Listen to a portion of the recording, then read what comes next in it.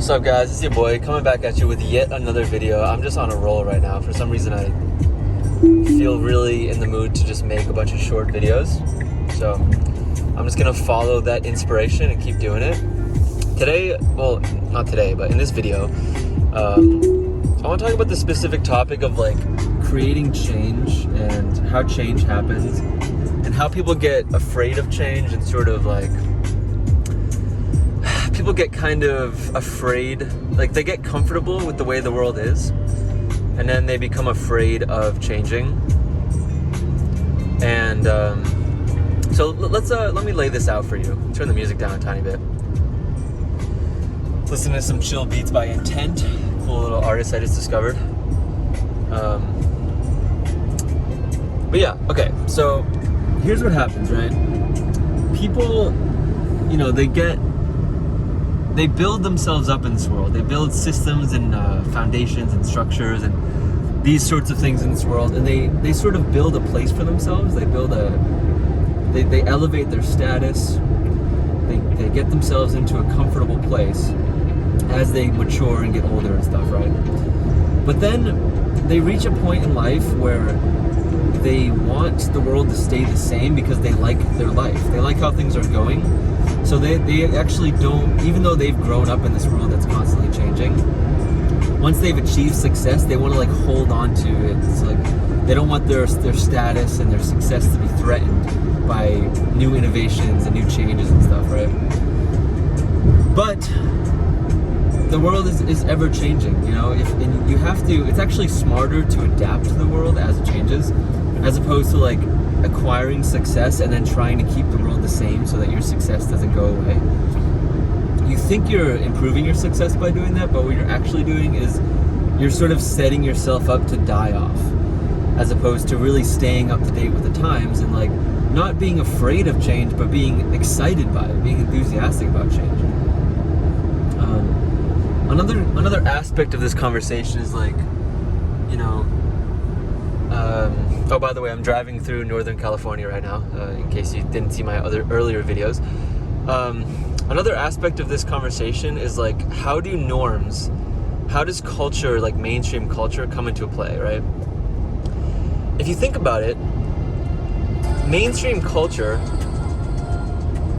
like at a certain point, mainstream culture was actually kind of like underground culture. Like for example, Tesla used to be a really underground car company. For years, it was one of those like kind of quirky, weird car companies that, you know, a lot of people just didn't believe in. A lot of people were bad talking Tesla. A lot of people wanted Tesla to fail, especially the other car companies who didn't want this like crazy new innovative competitor to be like disrupting their industry. The music's getting a little too hype now. So, you know, at a certain point, Tesla was just this underground, like no-name weirdo car company, and now it's valued at more than $1 trillion. It's possibly the biggest, or not the biggest, but like the most valuable car company in the world right now. You know, and it's becoming mainstream. Like now, if you live on the west coast of America, everywhere you go, you see Teslas. Even on the East Coast, there's a lot of Teslas. Canada, there's probably a bunch of Teslas. Maybe even, I think in Europe, there's a lot of Teslas too now. So Tesla has gone mainstream now, but it wasn't always that way. You know, the same goes for, I don't know, what's another good example? Hip-hop music. Like hip-hop music used to be this like weird thing that like, you know, white people would just say is like trash and like people would condemn it, and you know, hip-hop was just kind of like in like niche urban communities. And now hip-hop is incredibly mainstream. It's quite possibly the most popular genre in the world, maybe just after like bass, like just like general pop music, because like, you know, let's be real, pop music is still huge, but hip-hop is pop now in some ways, and hip-hop has just blown up over the last like 2 decades. Hip-hop has just blown the fuck up. Obviously a huge portion of that is because Eminem basically brought hip-hop into white communities, which obviously, you know, like there's a lot of white people in this world, so if you can tap into the white market, then you know you have a better chance of going mainstream, for better or for worse. You know, I think a lot of people would probably say that hip hop culture has sort of been diluted because of that. And like the quality isn't what it used to be. I don't know if that's totally true though. Like there's like, look at J. Cole, for example, Kendrick. Like there are some like very quality artists out there in the hip hop community, and that's just to name two. Like there's tons. There's just tons of them. Mac Miller. You know, those are just to list a few goats right there. But so yeah, like things we have to remember that the world is constantly evolving, and things that seem kind of like fringe and esoteric now, like crypto, for example, like in a decade or two, that stuff is going to be mainstream. I don't know why this guy just changed lanes right there, like right as I was approaching. That seemed kind of unnecessary. But anyways, yeah, I mean, crypto in like a decade or two, I think crypto is going to be as mainstream as like, you know, hip hop.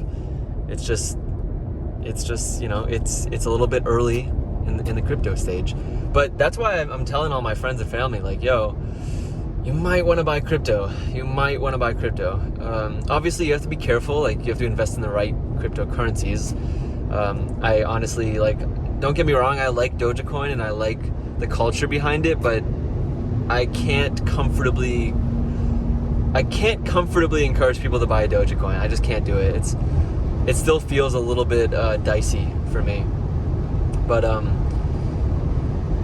yeah, I do think, like, if you do some research into crypto, buy, like, invest in some, like, a few good projects that you like, and I think you'll be pretty happy about it. This is not financial advice, obviously, but you know, this is just my opinion. I'm putting my money where my mouth is. Like, literally 50% of my net worth is in Cardano right now. So, you know, I'm not just talking. I'm putting my money where my mouth is. So, yeah. I'm in beautiful Northern California right now. It's a little smoggy out, so it's not, you know, this isn't like sunny California necessarily. This is sometimes sunny California, as Charles Hoskinson likes to say. But yeah, so let's see. Anything else I want to say? Oh, the same thing goes for language, by the way. Like this applies to language. So, you know, words that are kind of on the fringe, like, you know, there's a lot of slang and there's a lot of words and stuff. Like swag, for example. Actually, swag isn't even. Does anyone even say swag anymore? I personally really like the word swag, but I never hear anyone say it anymore. Back in like you know, the 2000s to 2010 decade, swag was huge, but no one really uses it anymore. I guess lit, like the word lit is a pretty big swag word now, or not swag word, mainstream word, swag word. But yeah, the same thing happens with language. Like, language is evolving, and that's why I'm sort of like, sometimes I find myself slipping into like using words that I'm comfortable with, like, yo, that's so fire, dude, that's so lit. But like, I kind of want to be on the cutting edge of language, you know. I want to be someone who is inventing new words, you know, or not necessarily inventing new words, but at least using words that are less common, you know, and sort of like trying to create the culture of language instead of just sort of fitting in with everyone else. Because here's the thing, right? Somebody has to do it. Somebody has to invent the new culture. Someone has to be on the cutting edge of culture, because all the things that we take for granted now, all the mainstream words and, you know, all the slang that's been adopted by mainstream languages, like the word Google, for example. Like, I'm going to Google that. These are words that we take for granted as normal words to use now. But at a certain point, there were people using these words when they were complete, like, no-name words. Like, no one knew what these words meant. And one of the things that you have to accept when you start using words that aren't necessarily part of the mainstream zeitgeist yet is when you use these words, you're going to confuse people, and a lot of people are going to ask you, like, wait, what did you just say? Like, what word did you just use? And you have to be comfortable with, like, having to explain yourself sometimes. But that's just the cost of doing business. Like, if you want to be on the cutting edge of culture, then you're going to confuse people a lot. That's just that's just what happens when you're, you know, kind of a weirdo. You know, you're gonna get people's attention, and a lot of people are just not gonna understand you. But I think it's a really cool way to live, you know. At least for me, it's not for everyone, but for me, I like it. So yeah, just like a little thing I wanted to say there. It is so rural out here. Like, it's just farmland for days. It's kind of cool. I like it. It's kind of peaceful out here. I'll be arriving in Sacramento pretty soon for another charge up, and then driving from Sacramento to LA. I should be in LA by dinner time today. So fun stuff. All right, like the video if you made it this far, please. Comment if you have any questions or anything to add to this video. Subscribe, hit the red subscribe button. You won't regret it. And check out my website. My Twitter and Instagram probably will be in the description too at some point.